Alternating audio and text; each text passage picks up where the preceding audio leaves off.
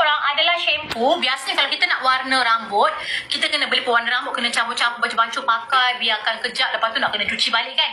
Yang ni paling mudah, yang terbaru, hanya pakai shampoo sahaja rambut kita akan hitam. Hanya pakai shampoo sahaja rambut kita akan hitam. Korang dekat tangan, okey, dia ada plastik dalam ni, korang dia bagi plastik, okey.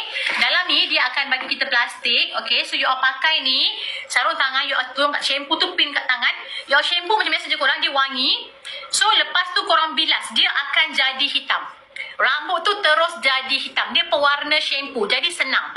Okey, okey. Okey, nampak korang? Dia macam ni.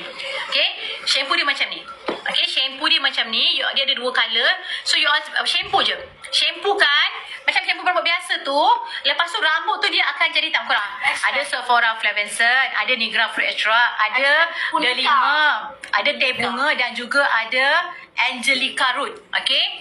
Yang ni boleh, jangan tak payah pakai hari-hari korang. Dia macam ni. Kan rambut kau, contoh rambut kau putih.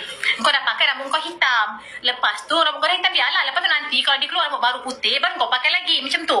Bila keluar rambut baru je, baru pakai shampoo tu lagi. Faham? Ini tak payah pakai hari korang. Ni shampoo pewarna. Maksudnya bila pakai shampoo tu, dia rambut terus hitam. And then bila keluar rambut putih baru, shampoo lagi. Macam tu. Jadi pendekkan tu lebih kurang macam sebulan 2 kali lah baru pakai. Yang ni nak bayar ni korang kita pakai daun inai. Okey, kita pakai daun inai. Okey, korang boleh puasa dah korang. Kalau korang baca hukum mewarnakan rambut korang, boleh bawa solat. Cuma mewarnakan rambut, boleh korang. Okey, tak ada masalah. Dengan niat tertentu. Tapi tak bolehlah mewarnakan rambut tu dengan tujuan kau untuk apa. Macam tu.